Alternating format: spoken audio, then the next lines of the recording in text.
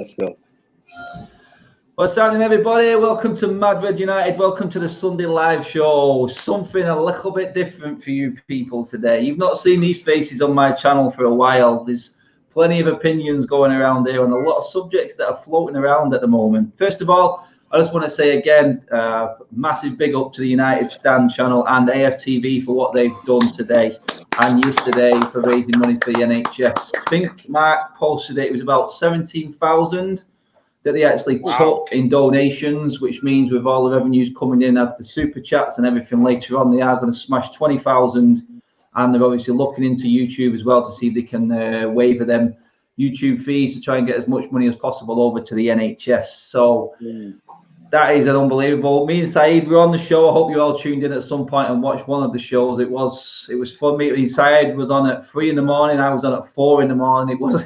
It was a late show, mate, wasn't it? I convinced everyone Carrick over Keane. It was. We'll get into some of them topics as well, actually, because I found some of them questions, as simple as they sounded, I was just like, my head was mashed. I had to suddenly think completely outside the box here, and it was confusing me massively for some reason how I couldn't get an actual answer out. But we'll get into that in a minute. But let's just introduce the boys one by one. We have got Owen coming on as well soon. So obviously you all know that guy in the top right-hand corner, keeping it real. He's going to be real out here with us, I think, in his own words. That is. Saeed, how you doing, mate? You got over yesterday. You're on the United Stand again after this one, mate. Double shift again tonight. No, listen, I got to do Ricky tonight, man. I've got to get him back. He killed me. I need to get my revenge back because he killed me with some of the comments he made about Mbappe over James over Mbappe. I can't do that, mate. I cannot do that. So we'll see, man. But we're here, man. We're active. You know what I mean? I'm just trying to keep contact. You know what I mean? Keep the social interaction going because at the end of the day, man, we're locked down for another 3 weeks. You know what I mean? Boris has gone in hiding. You know what I mean? It's all going mad. Sunday times we're revealing everything. It's what, man? I woke up here and I thought, what is this? Like, what is going on in the world after about a couple of hours of sleep? Oh, man. I know, mate. I know. And someone who's not been on my channel before, well, not on one of these ones there, Mr. I call him the loudest fan cammer in Manchester. And that's my guy there, Devil at the bottom. Nuruddin, mate. Good to see you, mate. I miss you, man. I miss you so much, man. Alfie's been asking about you and everything. How are you doing, mate? I'm all right. You know what? It's sunny. I'm enjoying it. It's sunny. It's super surreal because I'm going to bed dead early. So I missed all of that yesterday, all your shows and that. Because I don't know what it is because I'm out in the sun, up early, and then I'm out and about doing helping out, shopping and stuff with some of my neighbours, elderly neighbours and stuff. So nice one. Yeah. So it's one of them. Doing your bit. Obviously, you guys, you used your platforms well. It should be noted out that you raised some. Was it 600 quid you boys raised as well for your effort there for the people in need? I mean, that deserves a big shout out on its own. So anyone saying that we are just out this, just collecting followers and whoever and whatnot, you know what I mean? These platforms can be used for good cause, and you're seeing it like we did yesterday right now, and everyone else who's made the effort. So it's just a little bit of a slap in the face for all the haters, but this is what these sort of shows can do and these channels can do. They can be put to good use when they need it. So it's not all about rants and it's not all about little arguments and debates, although we do love a few of them. But that's it. Great stuff. But obviously, one more man to go there. There's a man. He's just sorting himself out there in the bottom left-hand corner. This guy loves a good suit. You know what I mean? If you like flip-flop, what is it? TikTok, flip-flop, whatever it is. Yes, Aaron's your man. He's the king of TikTok, man. What's going on, man? How's it going, mate? I'm doing good, man. I'm just keeping myself busy with these TikToks, notably. Yeah, man, you're king of TikTok, mate. You are you are a master. Now he's become a singer. Now. I was seeing that last night, mate. Well, that was something else. This lockdown is bringing out the hidden talent in me, man. I've tried to keep them suppressed as much as possible, but it's no choice. They're surfaced now. But yeah, man, I'm all good. Obviously, I'm happy to see you guys alive and well and healthy as well. That's the most important thing. I've always said we love football. I've said it a million times. We love football. We want it to come back, but seeing people healthy for me right now is the most important thing. And obviously, seeing all of you healthy yesterday on both channels, you know, United Stand and AFTV, and seeing everyone do the content and raising the money that you did, it made me happy, man. So that's the most important thing, man. That's what important. Well said, mate. Well said. It is. We all just got to stick, communicate, keep these chats going. I mean, I've done so many quizzes with different groups. I'm running out of general knowledge questions for my quizzes, man. I've got to do that much stuff. But Alien Tenno's coming with super chat there. He says, I call these three guys the Three Musketeers. My community are helping each other up big time. Well said, Alien. He's a regular follower. I think he goes on your channels as well, boys. So he's one of them always jumping from one of the definite regular. I think I seen him last night on some of the United stands. I mean, there was that many people shouting us out last night on all the United stand stuff. It was going on forever. It's hard to give a shout out to everyone who was there commenting anyway, but it was all good comments. And my God, the money was flooding in last night. Were there any? So I get into a few topics in terms of what happened yesterday. Were there any standout sections or standout bits in yesterday's action for you, Saeed? I mean, we had our own bit, but any of the others that you watched? I mean, you're going about Ricky before, mate, but I think Ricky was. I think his debate when you were making the best out of the '99 United treble-winning team and the Invincibles, and he was arguing Bergkamp over York. And he did his Ricky thing. He brought all the stats out. Dwight York was the leading assist and goal scorer for us that season. It's a fair point. But I think he upset a few Arsenal fans. Anything else stand out for you yesterday, mate? You know what I mean? It's got to be troops and expressions, man. You know what I mean? Them I've seen that one. I knew that one. When the expression disappeared. I know, I've seen hilarious. That. Hilarious, man. I enjoyed Al Farron as well. He came on the AFTV. He's a hilarious comedian as well. There's another American guy. I don't know if you know him. He comes on the AFTV. He's funny as well. But yeah, man, good personalities. Good on their channel. We do, don't they? Yeah, good personalities, man. Oh, so Nuruddin, did you catch much of it yesterday, mate, or was you busy, pal? You know what? I was busy, but I did catch. I caught little bits here and there, and then I was like, you know, because obviously I seen the thing that obviously Mark and that were shouting you out saying that you are going to be on later and stuff like that. I was supposed to have a Zoom party, like a party with some friends of mine. I fell asleep on the couch, mate. Like I said, man, like you getting up so early, and then I'm knocked out, mate. Come about 10 o'clock, 9 o'clock, I'm knocked out. I can imagine it already. Trust me. It is, mate. It's like I'm the same, mate. It's like having to wake up at like 3 o'clock. It absolutely battered my head this morning. I didn't know what. You know what day is like the closest it's felt to an away day. Getting back late from an away day, that's the closest it's actually been for me. It literally has. It's that's what it felt like getting back late. It felt like, you know what it felt like? That horrible feeling after the West Ham away game. Ooh. And I went and did that film with you the day after, mate, and I was just like, I do not want to be here at all. It's just like one of them. It was absolutely disgusting. I think we've got we've had a little guest who's joined us when he fixes his fixes up. Let's see. Owen, can you hear us, mate? Oh, has he fixed it? Is that a still picture, or is that him just being really still? Oh, no, there he is. There he is. Oh, no, he's back on the other one again. What's going on? How many profile pictures have you got, Owen? You're doing a TikTok, yeah? Yeah, what are you doing here? Right. Oh, I think we've got him. Owen, have you settled your Wi-Fi down there, mate? Can you hear us? Oh, he's gone. He's gone. Let him join back in again. That's the beauty of this, actually. You can do it that way. You can join back in at any point. Where was I then? Getting up late, getting up early for that. I mean, Aaron, any other highlights from yesterday's action? Anything stuck out for you? I quite enjoyed Kelechi on AFTV. I mean, whenever he comes on, I remember meeting him outside Arsenal one. He is. They have got some off the scale characters at that club. They do, man. They keep that club running. Yeah. It's more entertaining off the pitch than it is on it for Arsenal. Them guys are nutballs. They take our sort of YouTube into another level. Them boys, man. But you nailed him, mate. He is one. I thought Troops and the other crew were off the rockers, but I think it's only Turkish who seems normal, to be honest. Out of the, I think Turkish and Mo. I like Mo. He's a very knowledgeable guy. Yeah, but Kelechi is just. I met him a couple of times as well. Just crazy man, him. Oh, but he's funny. Hilarious. Yeah, he is.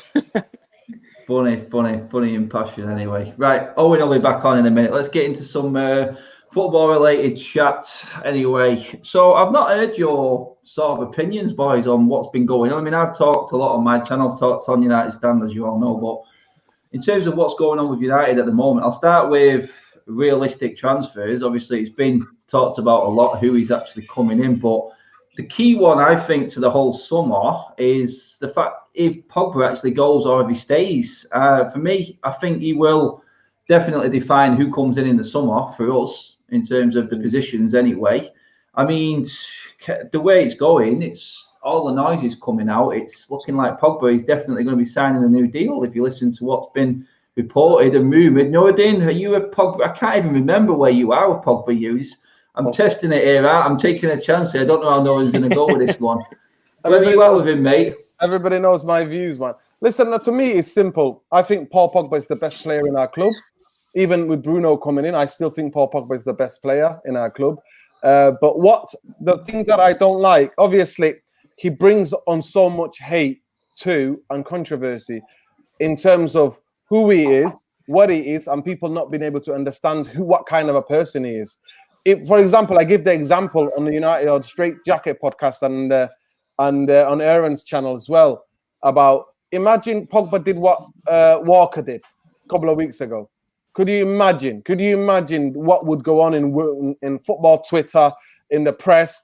To me, he's very much misunderstood. I understand the kind of the negative things he gets from other clubs because other clubs understand that he's a good player. So they want to try to get him out of here. Do you know what I mean? There's the energy to get him out of here. I think with the United fan base, I think we're not kind of used to. We're used to the team doing well, but we're not. And then we can have all of the kind of the media being focused on us. Obviously, when you're Man United, it is like I said, we fill up the most paper columns. We fill up the majority of traffic on YouTube, majority of traffic on all across the social platforms in 4 continents. That's what we do. So to me, that's the simple thing is if Pogba signs a contract, I'm being more than happy. And the people who say him and Bruno can't play together, I'm like, come on, get a grip. Good footballers find a way of playing together. I mean, look at our team we had. I mean, Saeed obviously jumps on the banger, but we had Hargreaves. For me, in a certain moment, Hargreaves was one of the best midfield players in Europe. Paul Scholes, Michael Carrick, all playing together. You know what I mean? We used to have Roy Keane, Nicky Butt, Scholes, Paul Ince, all these good players finding a way to play together. So for me, Paul Pogba signs a new deal and we don't hear anything from his agent or his brothers. That's a win-win for me because then I think closer we can get to titles if he stays fit and is in the team. And I think he's also misunderstood, just to wrap up quickly, is the fact that Paul Pogba wanted to leave Man United. It's not out of because he doesn't like United. It's because the project that he was promised when he first got there, Mourinho's going to come in, we're going to get these players, we're going to go and challenge for big trophies, Champions League and the Premier League. That wasn't fulfilled by the club. So that happened. So basically, he's lazily just saying, I want to leave because he doesn't. Footballers have a short career. So he thinks, I want to win more trophies somewhere else and I'll get paid similar money I'm getting paid at United. Yeah, man. I mean, Aaron, Owen's back in the scene now. I'll come to you in a second, Owen, mate. So on the laptop there, the phone was not happening. Yeah, smart move, mate. Smart move. So, I mean, in terms of Aaron, I'll come to you on this next one. Pogba looking at what's happening now. Do you think Pogba's looking at United in a different way, in a different light now, with the likes of Bruno coming in? We've seen the way the club has been playing recently. I mean, I can't remember a season when we scored more than 5 goals, more than 3 times in a game in one season, which we have done this year. Yeah. We were playing well before we finished up. And does Pogba see United in a different light now compared to, I mean, anyone's seen United in a bad light after that last game of the season against Cardiff. And we've seen what happened with Pogba walking off the pitch. His head probably wasn't. I mean, if that was me walking off that pitch, I'd have probably said, you know what, this club can go and do one.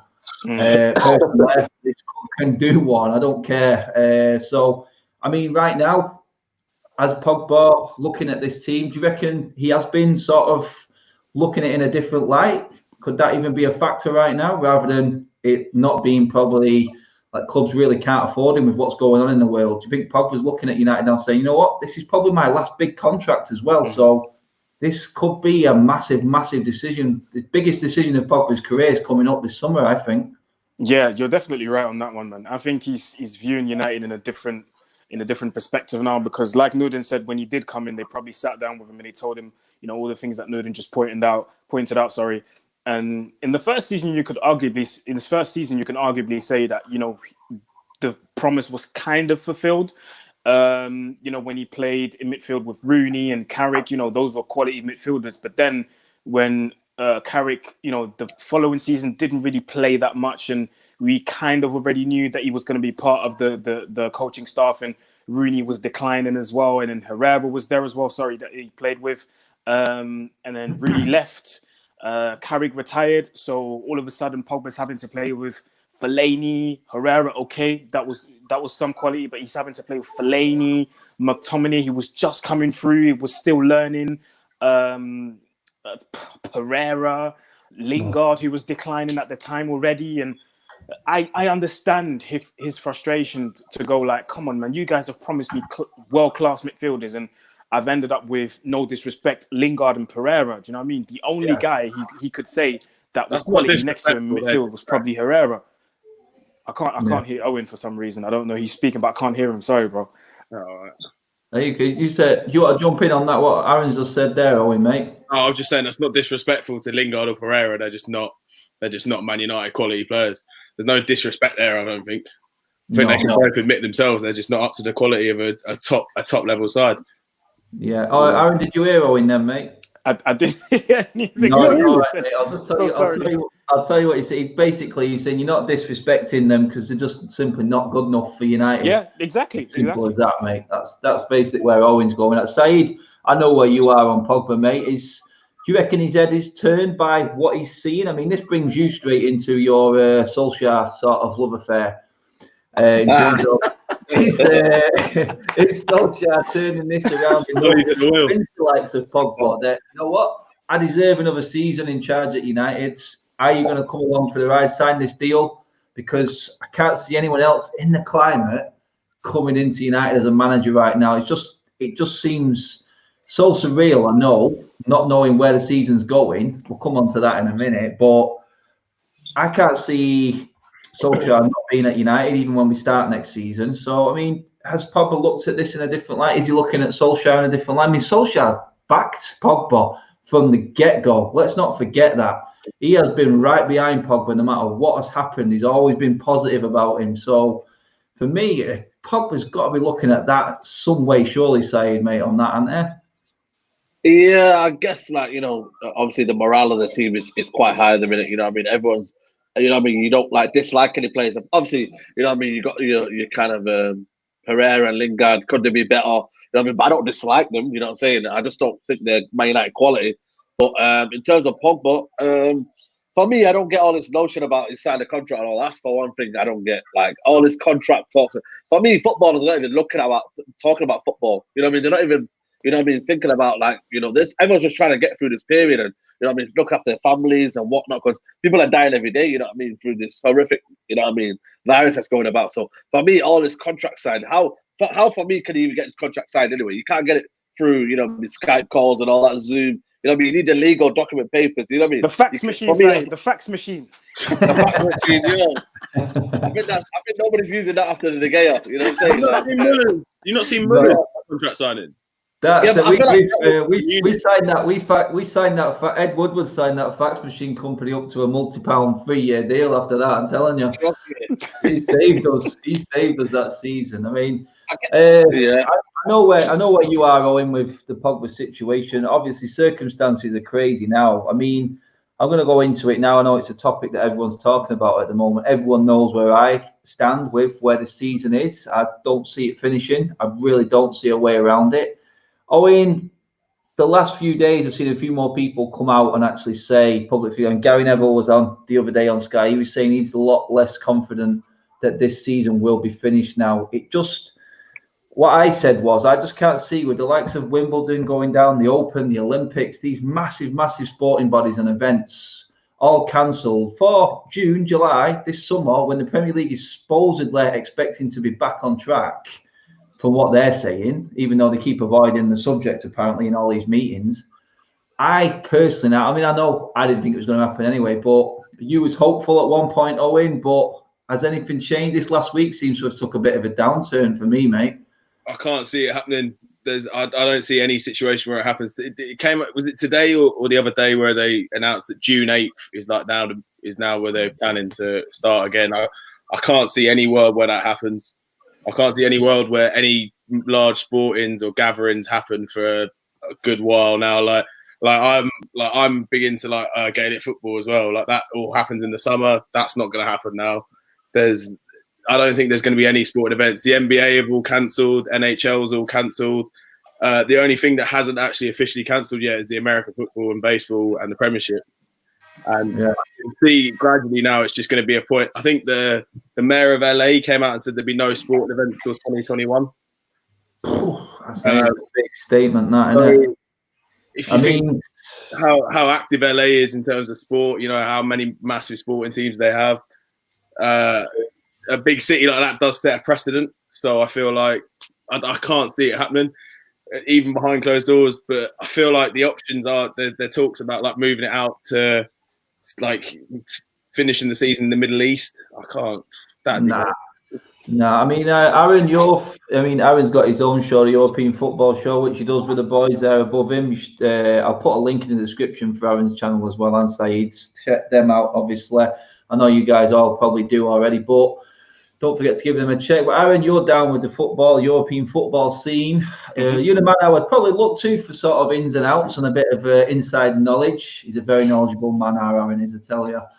Anyway, Aaron, have you heard anything European football-wise and stuff like that we might have not seen in terms of anything going on? That I've not heard you speak about it much, mate, but I know you're quite well up on a lot of stuff going down in Europe. Anything coming out the rest of Europe at the moment in terms of what's happening with their seasons? Well, in Germany, they've started training again, but in small groups. I know that Bayern Munich 2 weeks ago restarted training, and there was pictures and videos going around of them training in groups of 3 and 4. Obviously keeping the social distancing and stuff. Victor Lindelof has received permission from Ollie to go train in Sweden, so he's in Sweden at the moment at his former club training over there. Zlatan, who owns one of the clubs in the top tier over there, I think it's Hammarby or something. He owns the club. He co-owns the club over there, and he's training with them as well. Because in Sweden, apparently, for some reason, they don't have a lockdown. There are no social distancing rules in place. So people are just out and about, just like Nudin said the other day on my show, just trying to be having a drink on a terrace. Man, that's crazy. I didn't even know that. So apart from that, I've not really heard much. There's rumors going around as well, but I don't think that's going to happen. In Italy, they're talking about not having any football till March 2021 because the situation over there is just horrible. And apparently, who was that told me again? I can't remember who told me, but one of my friends must have told me that the healthcare system in Italy is an absolute shambles. It is a joke. To get treatment over there is just, it's just a whole big mess. And that's why, because the situation is such a madness, they can't see the Serie A restarting until at least November, December. So what if that's really happening, what's going to happen with Italian teams, like players like we look at Juventus, for example, players like Ronaldo, De Ligt, and everyone in that team, and everyone else in Italy, Lukaku, like what they're going to do? Are they just going to stay in Italy, cash in and not play, or are they going to be like, listen, this is my job, I actually love playing football, I need to go somewhere where I can play? So those are kind of the news that I've heard. Obviously in Belarus there's still football going on. I'm watching it, I'll tell you that. That's the only thing. I mean, Noradin, where are you at with this, mate? I mean, I've not heard you speak much about it. I've tried to catch up with you guys as much as I can, but watching what I can. But are you seeing any hope for our season, especially getting over? The only thing that makes me think football can come back is because money, man. When there's money involved, we're talking about billions, boys, billions. We're talking about TV contracts. We're talking about advertising contracts into the billions. I mean, for example, you just think now, in last season in the Premier League, the players' wages were 3 billion. Now, for working class lads like us, what that 3 billion seems. So when billionaires are involved in this, and people that want to make billions are involved, to me, there is a way, I think, in Finalizing. And all of the different plans that I have seen, I think it's the same in Germany. It's the same. All of it is going to be behind closed doors because the risk of any fans gathering, and also because this thing, and the same thing, I'll add on to what Aaron was saying, majority of countries, the health systems are not ready for a mass casualty. Hence why in Britain, you know, there were talks at the GMX, there's the London Arena, you know, where there's beds, you know. So even though in Italy, it's really interesting because I'm hearing two different conflicted things about Italy. I'm hearing that we've surpassed them now in terms of the death rate. Britain, UK has surpassed them. We've surpassed Italy now. And the death rate is coming down in Italy. So we were 3 weeks behind them, apparently. So that's where it is. So you were thinking that maybe in them coming back to training, and that's what's happening. But closer to home, the rumors in Manchester are that I've got friends who work in and around the club, and they're saying some of the coaching staff and the preparation for the people, especially at Carrington, people are back in work. And that can only mean that means in behind the scenes, there's a go-ahead or a wink to say, okay, the footballers can come and maybe train like they're doing in the rest of Europe, like they're doing in Germany, train in 5s or 3s, because you see Carrington, it's a whole world of pitches. If you wanted to do some training work in the sun, the sunshine has been really good. So yeah, people for like Bruno and that, you know, something that they have to try to think, except that the sun does shine in Manchester now and again, you know what I mean? It'd be a shame for them. It'd be a shame for them to miss out, you know what I mean? Yeah, I mean, Saeed, going off what Nuruddin just said there, mate, I mean, we're talking about the only way this is going to get finished is behind closed doors. So no fun bus, boys. It's all gone. I miss that fun bus. I miss it, man. So we're not going to see each other even if the football bleeding starts. God, we're all going to be doing watch-alongs together live. Nightmare. But I mean, going up what Nuruddin said there, Saeed, mate. It's like you're saying there, people are training certain distances apart in groups of 3. As soon as football match starts, are you not going to be able to celebrate a goal with your teammate? Are you not going to be able? 22 men on the pitch. Everyone's going to be like that. And it's like, you know what I mean? Are you supposed to go up for an header? I just find it's like with the government saying no more than 3 people around, and then the Premier League, because of money, like Nuruddin said, literally the only reason why they're clinging on to this behind the scenes, I think, they're going to be the ones. And then can you imagine if a player goes down with it after restarting? It will be the end, mate, won't it? That would just be, forget it. I mean, I understand the implications and the money implications that's going on with all this, but my God, I mean, I don't know if I could watch football behind closed doors with not being able to celebrate the passion. I mean, I know every game, then I think Mark was saying it earlier on this morning, United stand, it's like every game's going to be televised, is it? Because we can't go. Yeah. You're going to be watching it for free. You know what I mean? So where does it go with that, mate? Do you know what I said about that? Do you see any upside at all, mate, with that? And what I've just explained, what Nuruddin's I've always said it, I've always said it since, I reckon about end of March. I said, the season's going to get avoided because there's too much complications, too much mitigating circumstances. I was speaking to a mate of mine, and he has like financial background and whatnot, and he was talking about just the money involved and whatnot, and how much Premier League clubs will be losing, and especially the lower less clubs, you know what I mean, in Bournemouth and all that. And they're saying the Premier League, you know what I mean, they need the Premier League teams to play more than ever now because they rely on, you know, the kind of sponsorship deals and whatnot, and the television rights and whatnot. So the Premier League will be losing a massive chunk of that. So for me, I just look at it, I think there's too much complications. When you have the game behind closed doors, if the government don't accept it and they say, you know what, we're going to need ambulance service. But then if the ambulance service are needed, we've got to watch your hands for it.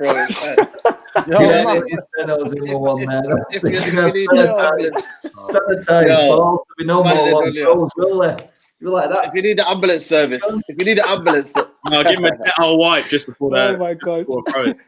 If you need an ambulance service, you need people that work in the club, you know what I mean? There's so much things going on in the football club. The stewards, you know what I mean? Like, you don't know a steward, you know what I mean? As much as he can be tested, you know what I mean? He can come in and, you know what? Spread it onto someone or somehow get involved. Or somewhere, something's going to go wrong. And when one thing goes wrong, then it's like you start again. And they're not going to do that. They're not going to do something without everything being cleared and without everything being sorted out Then you get that sorted, and then you go, you know what? Let's start football. For me, I'm looking at maybe back end of June, maybe if possible, back end of June. Finish it by about, I'd say, end of July, start of August, and then what you do with start of August, you just completely wipe that off, have a pre-season transfer, and then start again in season September. That's sort of the other way I can see it happening. Yeah, I mean, then what goes on with the Euros then? That's the thing. This is what I was going to say here. Then it's like the massive problem that we've got is the Euros the summer after, and then I'm thinking it's the Winter World Cup into that next season, isn't it? So God, that causes an absolute nightmare. I mean, someone said it on one of my live shows a while ago. I mean, I don't know what you guys think about the idea of if anything's going to be affected, why not let it be next season? Why not carry this season on at the same point it was finished next year when everything is safe? Then there's no arguments because nothing's happened next season. Should we call this year off, like Saeed said? Then some people are saying and say, like, let's kickstart this in February when everything was stopped at exactly the same spot, and then forget next season. Would that be a possibility? I mean, Owen, I don't know. I think it's about the money. No, what was you saying? Yeah, it's about the money again. It's about the money because I think the TV deals, the TV deals are signed like in 3 years, I think, or 4 years. Like, so they're signed, they're not just signed for one season. It's not like one rolling on season contract. So they're signed for a couple of years.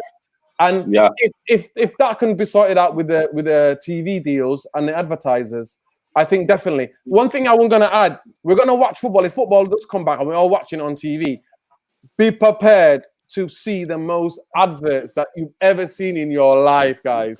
I know. During the longest break, it's going to be like, they might even sneak it in. Start the program an hour early, pad out half time to get so many adverts because to get money in. Half-time break like the NFL. You know what I mean? Half-time.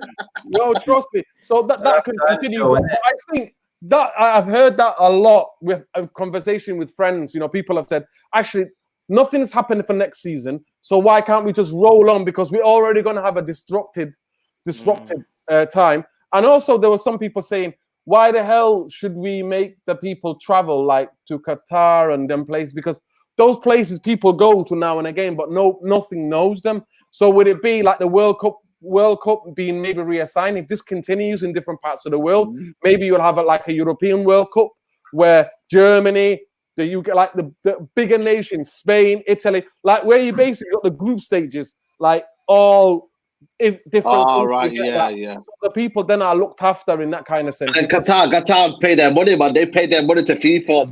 They're corrupt. You know what I mean? All that, that corruption is worth nothing. So there's all sorts because what you're thinking is that in the winter time, a majority, like especially in Europe, it's winter time, innit? We're going over there on winter. This kind of flu virus can come. The people reckon there might be a second lapse of this coronavirus, and in places like Korea, which was one of the most worrying news that I came across about the coronavirus, was that 54 patients who had the coronavirus tested all negative, got better and tested negative, then were tested again and were found to have it again. Yeah, but how is that? You know, you don't know about no one knows about the testing systems. They could have been positive to be in the first place. Like there could have been bad tests or something. You never know. I guarantee you, South Korea, I've got one of the best, mate. They've hit this. That's why they've not had many deaths, mate.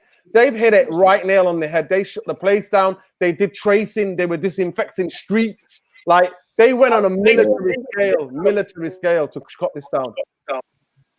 I don't know, man. I feel like that guy's just made a good point there. Like, I think the Carabao Cup is definitely going to be sacked right off for next season. Get that off, man.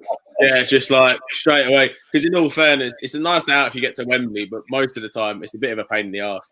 Yes, will be upset with that, mate, won't they? As much as I love the FA Cup, I feel like it doesn't carry as the way it used to, and I feel like it will just be sacked off next year. And I feel like they could just concentrate solely on the league and the Champions League.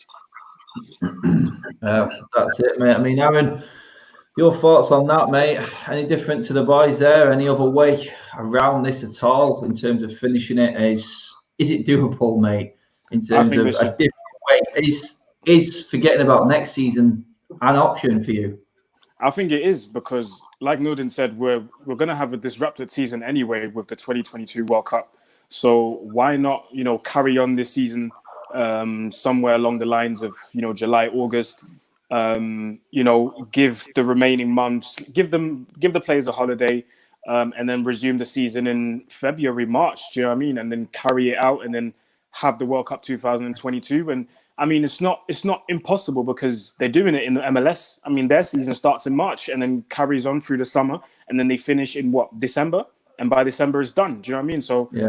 It could be an option. It could be an option, but knowing the Premier League, like Norden said, it's all about the money, man. So, and like you just said as well, Adam, when money's involved, they'll try to do everything to make it happen. I made a joke the other day to Said and Norden when I said that we already have Sky and BT packages, but if football does come back, let's say in June, they'll have a package on top of our packages. And because people are so desperate for football, we'll have to pay it because we want to watch the games. Do you see what I mean? So they will find little ways to make us pay more money. It's interesting you should say that then, because I've not even thought about that. There's not even been a sort of suggestion of our packages being dropped right now for anything, is there? I mean, we can't finish the season off. We've all paid for our season tickets. What happens with that? I was going to say fan packs, but that would cause multiple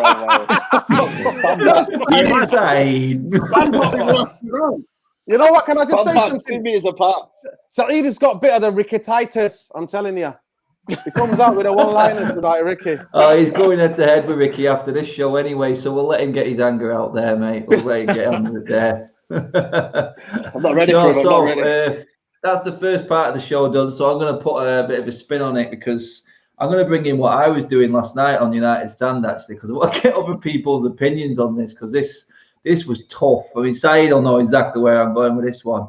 We're making teams up here. We're talking, and the way Flex put it to me last night was the all-time Premier League 11.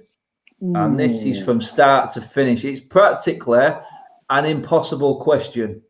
So you have to try and do like Saeed says and do an Ollie Freestyle FIFA team. Forget about how they work together.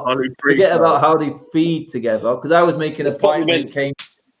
I said, I think Arsenal fans were arguing over the Vieira in the midfield role for the combined United 99 and invincible Arsenal team. But I just said to him, I said, look, I've got no argument with Bergkamp and Henry up front. But can you imagine a Scholes behind Bergkamp and Henry? That is just absolutely frightening. And then you start putting the team together. I mean, for instance, it's a 4-3-3.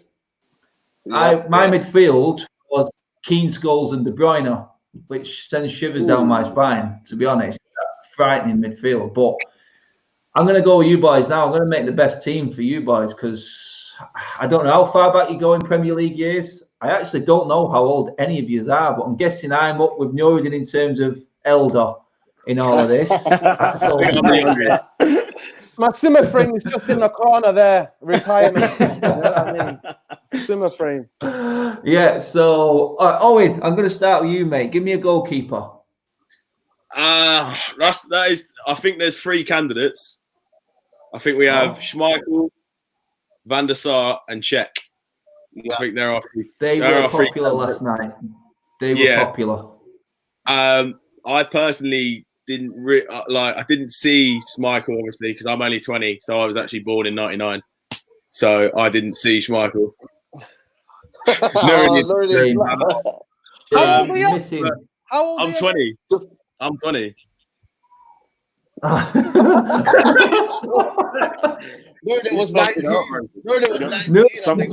Someone's gonna have to fill me in, because obviously I can't hear my guy. He's 20 years old. He just said he's Aaron, 20 years old. Owen's 20 years old. He's never seen Schmeichel.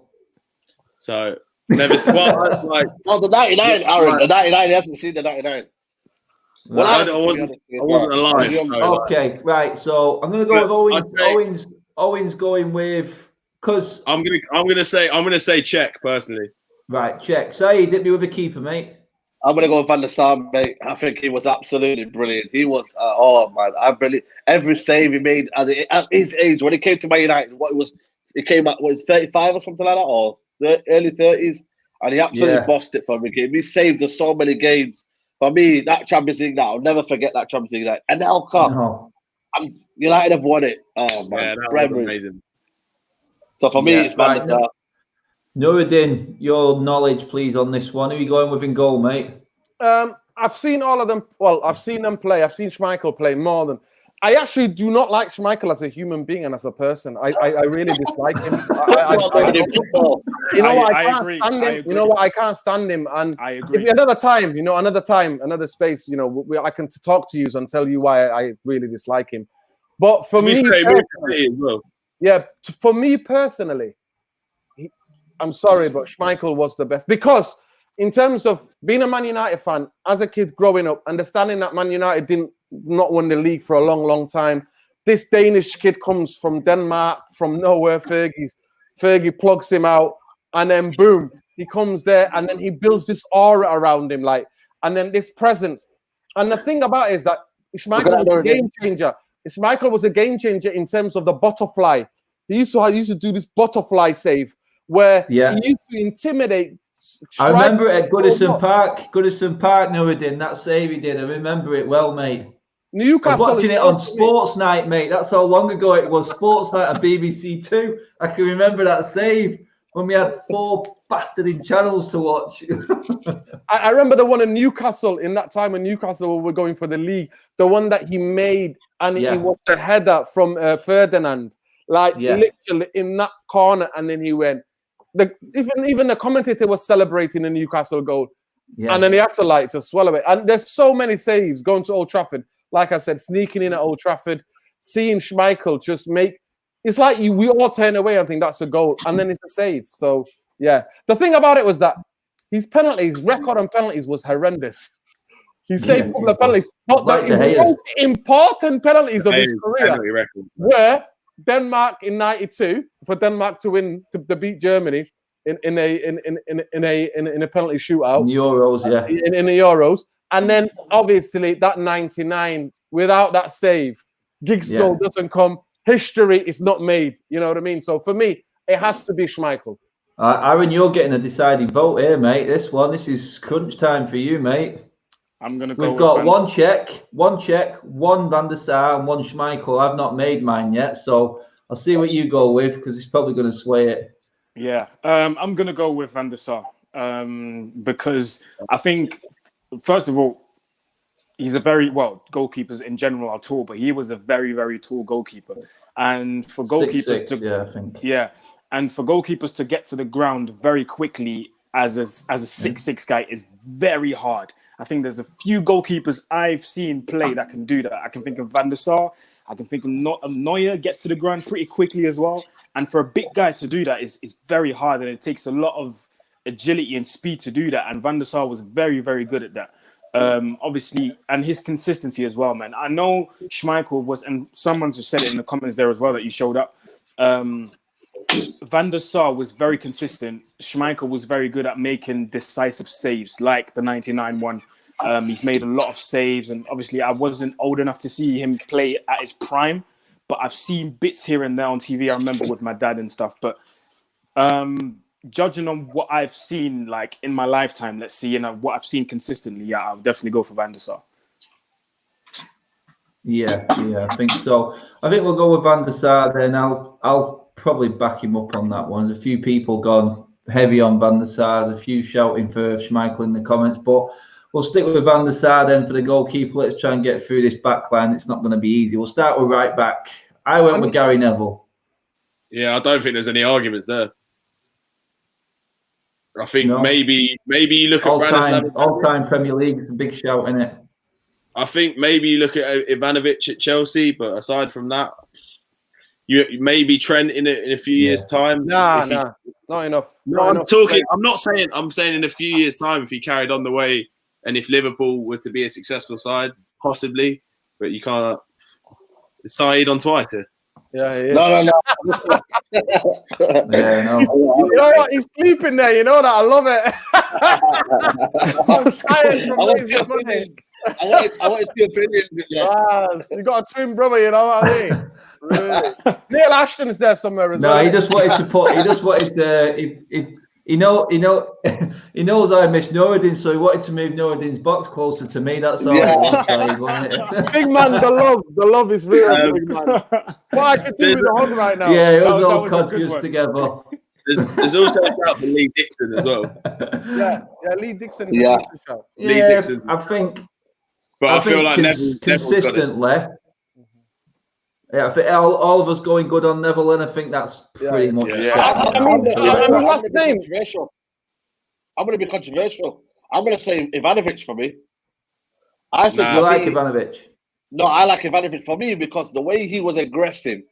I think he was one of the most aggressive right backs in, for me, Premier League history because of the way he was up and down that right hand side. For me, Chelsea's best years. You know what I mean? Champions League final, it was absolutely unbelievable. You know what I mean? The Europa League final. Sorry? He was suspended for the Champions League final. Was he suspended? I'm sure he played. Yeah, I remember it because the Barcelona game, the interviewer made a massive deal out of him being suspended. Ryan Bertrand played. Yeah, I remember. No, I meant on the right-hand side. The right-hand side. He's a right back. I'll look the team up now, but I'm fairly sure he was suspended. Oh, right, okay. So for me, though, I can't give it to Ivanovic. He was, for me, when he played against United, he was always up and down the right-hand side. He was aggressive. You couldn't get past him. I don't know. I look at him and Gary Neville, and I like Gary Neville, but for me, I'm going to put Ivanovic in there. Yeah. Okay. Well, I think Gary Neville probably gets the majority vote on there. So we'll go to left back, and then we'll do the centre halves. I think the one that came out consistently last night was Ashley Cole. Yeah, has to be. Yeah, I mean that guy had some decent qualities, definitely as a defender. I mean, Noureddin's nodding his head; he's got someone else in mind there. So I'll come to you first, mate. They're showing their age, bro. They're showing their age. The best left back I've ever seen ever. Irwin, in terms of in the Premier League, by absolute mile, is Dennis Irwin. Dennis Irwin, in terms of, I don't know how I'm trying to explain. It's hard for me to try to explain.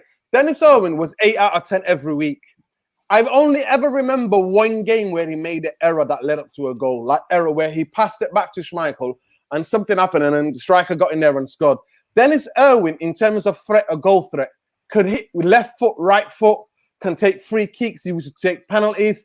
Yeah. And you know, guess what I was watching yesterday on the BBC? Yesterday they were showing 1990 run up to all the games of the FA Cup season of 1990. Dennis Irwin was playing for Oldham Athletic against Manchester United in the semi-final. I remember it. It's absolutely surreal to know. Dennis Irwin clears. Was that on that? That wasn't on the Astro pitch either, was it? They changed it the one after, did they? Yeah, it was Main Road. It was the semi-final. It was the semi-final in 1990. Kinchelskis top bins. Yeah.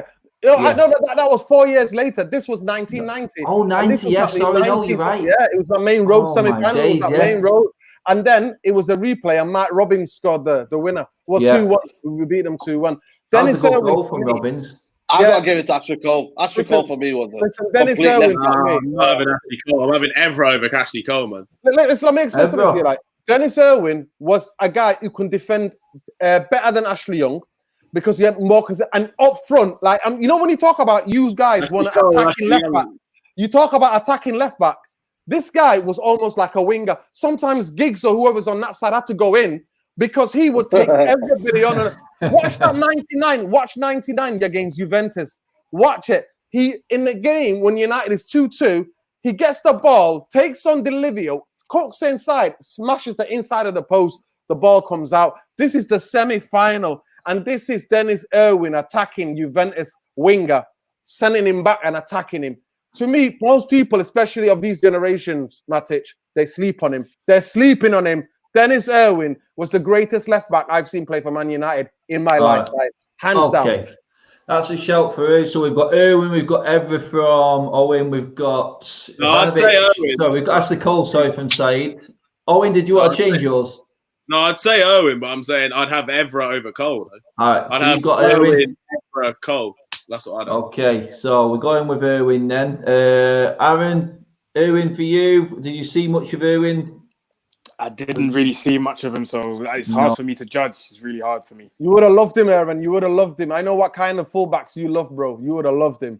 Yeah. Give me yours, Aaron. Then from your generation, mate, your Premier League era. What's happening, mate, with yours? It has to be Ashley Cole, man. Ashley Cole. Yeah, wow. It has to be Ashley Cole. I just hate him so much. Like I can't even. I know. It's like him. Nuruddin was talking about Schmeichel off the field, not being a nice man. I think Ashley Cole could creep into that category for a lot of people. Oh yeah, definitely. He's one of them, innit? He runs into it, bro.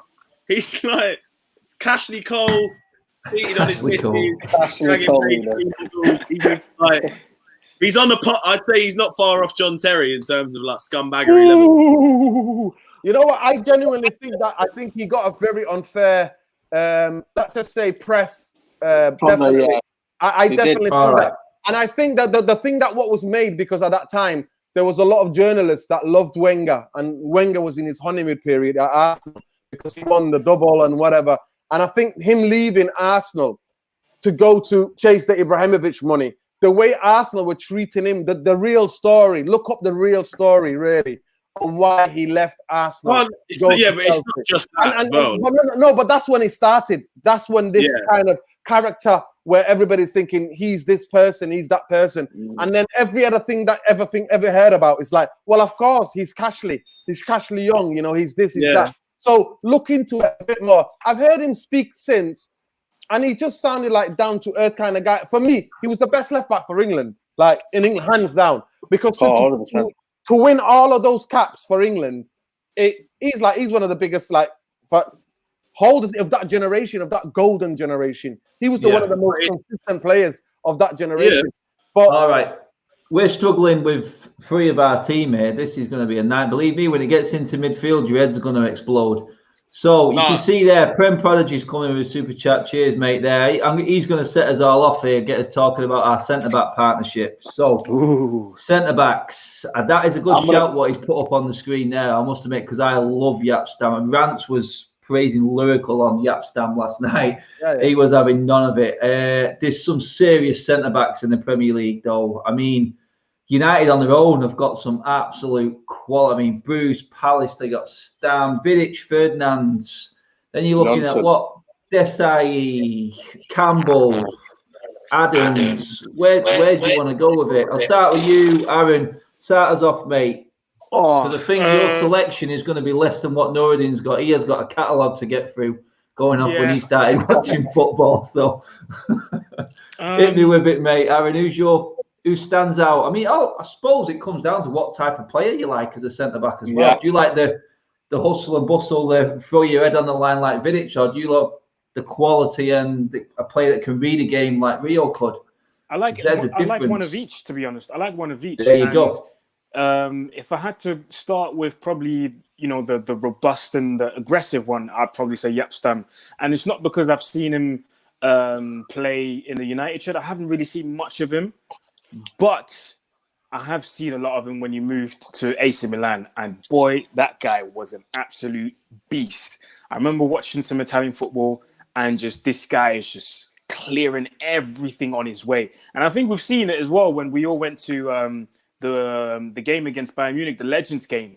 Did you see the way the guy just cleared? Who was it? I can't remember who it was. I remember he doesn't. He just cleared him 3 times. Was it Mateus or Zé Roberto? I can't remember who it was. Just clean. It might have been Mateus, mate. Yeah. No, I think it was Mateus because he was complaining afterwards as well.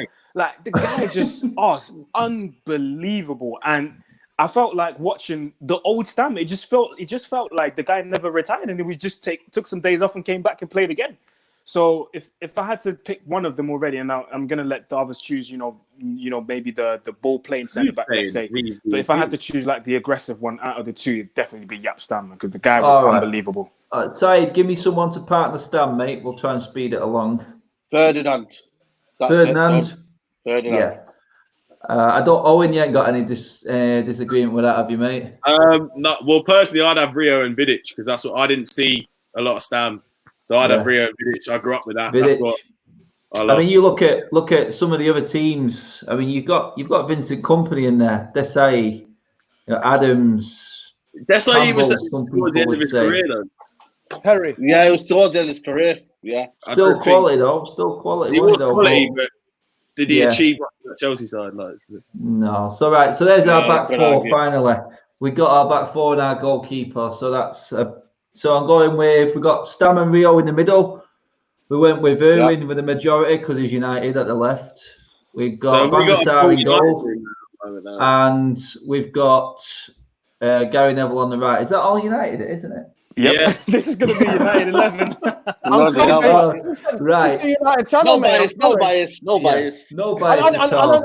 And at the end of the day, with all those different players, with Man United count 13 Premier League titles, mate. So the rest of you football fans. Right. Okay. Into the midfield. We're going to go... Do you want to go 4-4-2 or 4-3-3 for pick's sake? 4-4-2. Let's go old school. 4-4-2. Okay, right. Let's go right wing then. Bex, mate. Bex. Yeah, it has to be. Ronnie. It has to be. Ronaldo. No, Ronaldo's a striker for me. He's going up top for me, personally. Okay. He never played up. Well, he did one that season, and then this last season, he had a free role. He didn't play on the right. That season when he scored 40 goals for United, he wasn't a right winger. He played everywhere, mate. I'm going Ronaldo. I can't. I'm Ronaldo. Okay. This is going off a majority. This now we can't pick and choose. So we've got Said's gone Ronaldo, Noureddin's gone Beckham. Aaron, where you at, mate? I've gone Beckham as well. Beckham as well. Okay, yep. Owen, where you at with it, mate? Ronaldo. Oh my god, 100%. Square it up. That made me fall in love with football. Van der Sar pinging it out on the. That's what they're my earliest memories of football. It's got to be Ronaldo. Right, so I'm gonna go. Oh shit, man! What formation are we doing? 4-4-2. Yes. Yeah. Okay. For the sake of that, I mean, my strikers are old school strikers, so. Yeah, I'm gonna squeeze Ronaldo in then. Sorry, boys. I'm gonna put Ronaldo on the right because my strikers are old school strikers. Right, let's get into the left wing. Giggs for me, no doubt. Not even a question. Yeah, it has to be as well for me. Yo. Yeah. Owen, you on Giggs, mate? Yeah. Giggs, that's easy. Best one we've done all day. Well done, boys. Well done, boys. Okay, centre midfield. This is going to be a nightmare. Or it might not be. Two midfielders. Are we going to get rid of any United players at all in this team, or is it going to be all United? If I was going to go there, I'll put Scholes and Lampard. Scholes and Lampard for me. What? Lampard for me was one of the best midfielders in Premier League era, and that is a fact.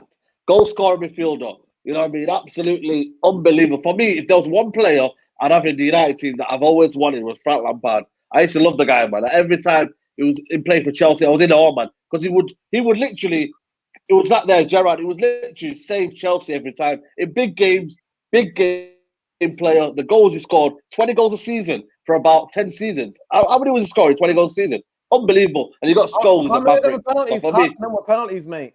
Don't forget that. No. Half of them were goal scoring.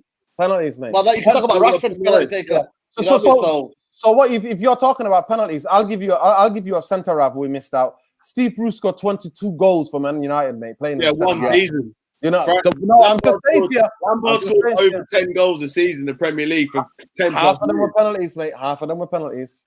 But Scholes, unbelievable. You know what I mean? The maverick. For me, my all-time Man United football player, Scholes. And then obviously, you know what I mean, Lampard.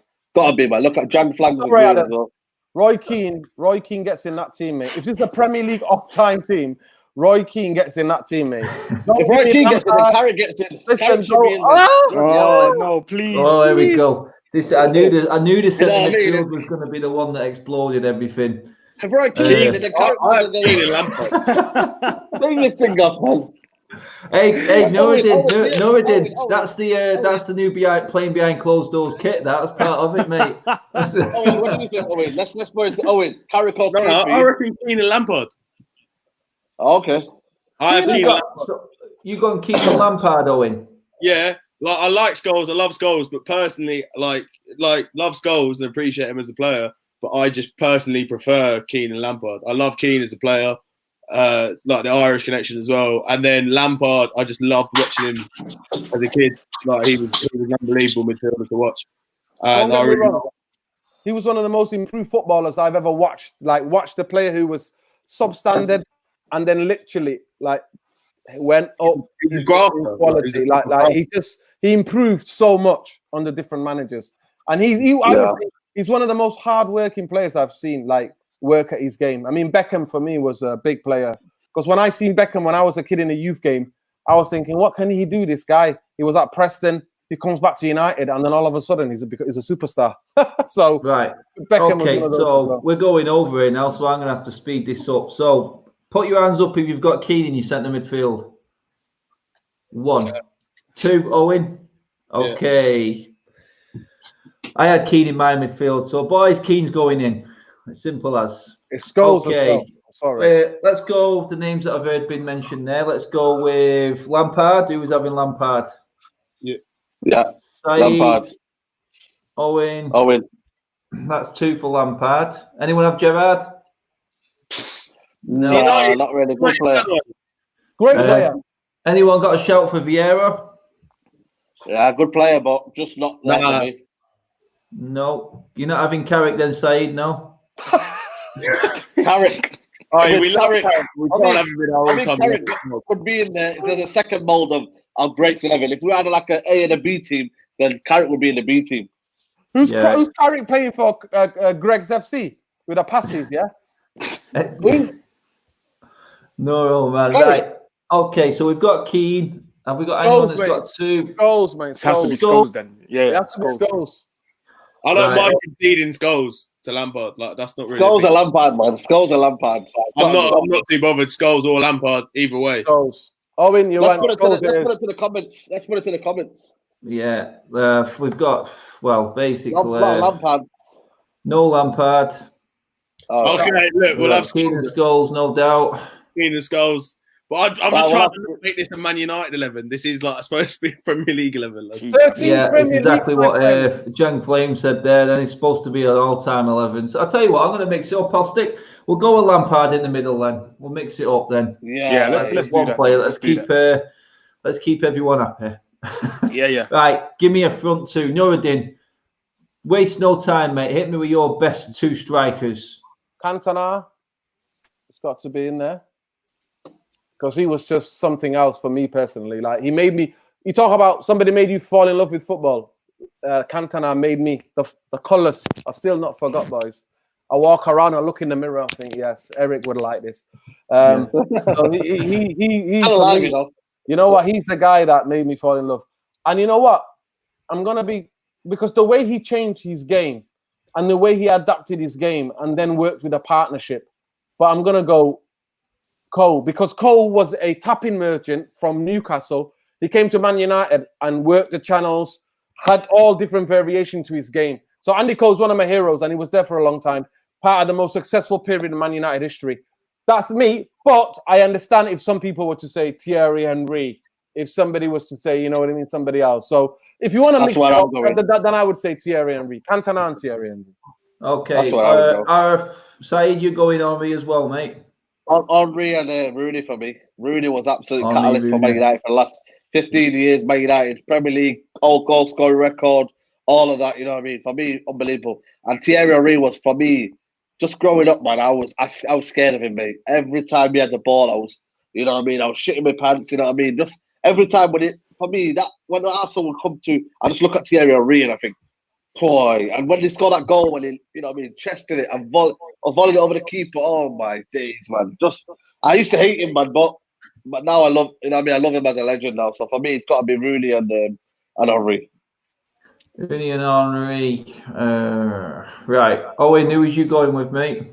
I think I was going to say Rooney and Shearer, but I'm probably going to say Rooney and Henry. I love Rooney as a kid growing up, man. That's what I grew up with. He was amazing. He's our all-time record goal scorer, and I think he gets disrespected, really and truly. And he was amazing for us. And what he did, later in his career, dropped back for us as well. I always think of the cup final against Palace. When we got the equaliser, he literally grabbed the ball and just said, "Fuck this! I've got this game." But he grabbed the game by the scuff of the neck, put the ball in. Fellaini chested it down. We went 1-0, and he won us that final, really. And I think he did that a lot for us after we lost Tevez and Ronaldo. So I think Rooney definitely, and I'm going to say Henry just because of how classy. Yeah, I think so. Henry's a definite. Rooney's got 2 so far. Aaron, are you having, mate? I'm gonna be a bit controversial here and throw someone else in there. I'm gonna go with Henry as well for sure, and Aguero. Michelle. I think Aguero a few of us had Aguero win last night, mate. To be honest, you weren't alone there. There you go. I think the record speaks for itself. I mean, the guy's been banging in goals from day one, and he hasn't stopped ever since. Whenever it looks like it's gonna stop banging them in, he just bangs more. Do you know what I mean? So yeah. I've got a deciding vote coming from the comments here. You ready for this one? Here it comes. Let's go. Brace yourself. Me.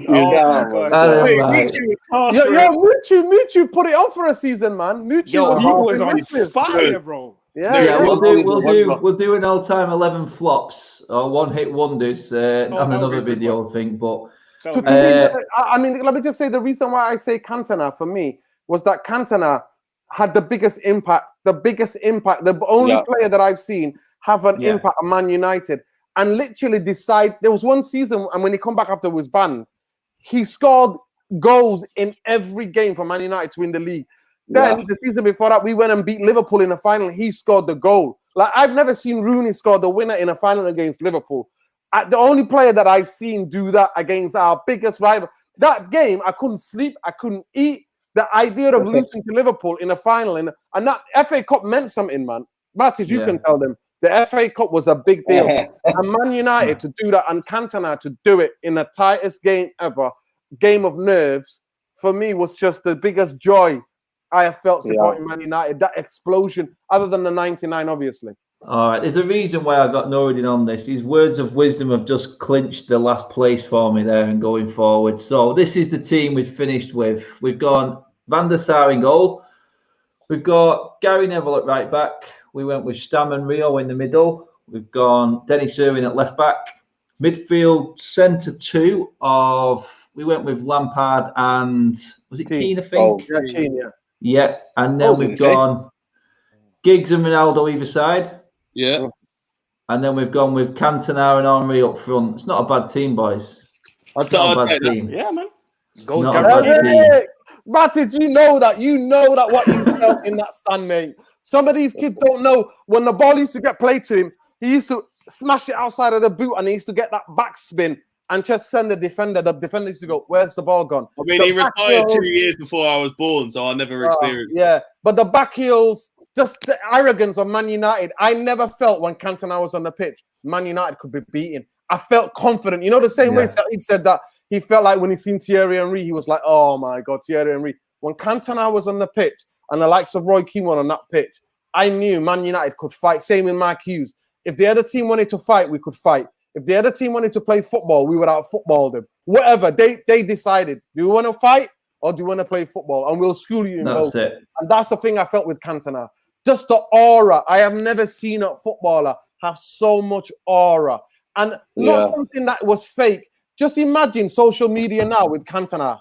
Clips of Cantona doing madness to defenders, like turning them, the way he can control the ball, just all sorts of things, chipping keepers and just going like that at Old Trafford, like, I'm the king, people. Yeah, you know what I mean? Even the way he's celebrating, man. Cantona was just a one-off, a maverick. And any team of the Premier League 11 has to have the total absolute maverick in him. And that's why he makes it. Not that he was the best player, but he's the absolute maverick.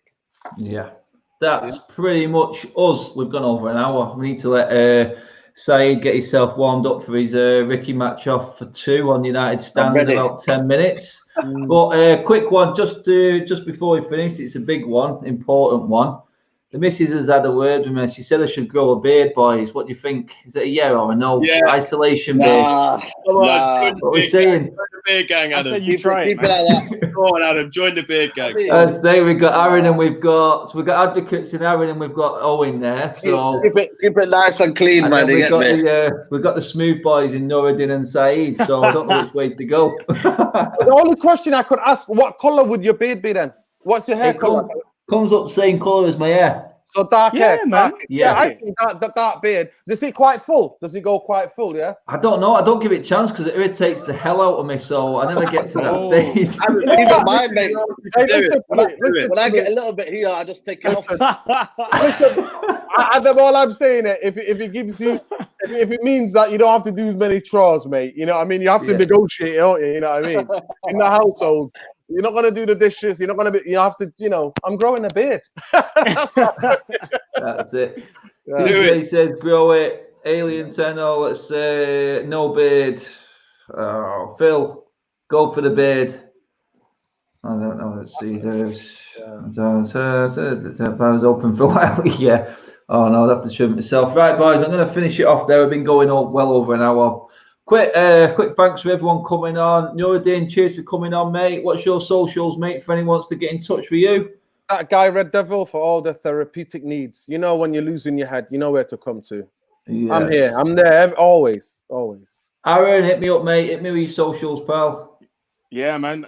At Mr. Aaron UTD. Not for therapeutic needs, but more if you need TikTok needs or any sort of musical video, hit me up, man. I'm the guy. Oh, if you want a bit of advice on how to wear a suit, he's your man. There you go. Saeed, we all know you. You got yours up on the screen there, mate. We've got hit him up with your YouTube as well, mate, pal. Yeah, United Central on YouTube. Yeah, and Owen, hit him up with yours, buddy. Thanks for coming on, mate. I've got my own YouTube channel as well, Cockney Red 99. I'm going to start doing stuff on that again. And nice. Come on. Is Owen Roch 1. Look me up on Instagram. I'll put a few funny stories up if you want to have a giggle. Always worth a giggle. Right, boys, that is us done. Live stream is over. Everyone come in the comments, all the super chats, everyone who's tuned in. Thank you very much. We will be back. We'll try and make more videos like this and try and get more people on because you guys need us as much as we need each other, to be honest, because it's boring without football. It's a lot more exciting when Nuruddin's in the room as well, don't you think? Hey, guys, thanks for watching, people. I live on my own. Trust me, I'm looking in the mirror.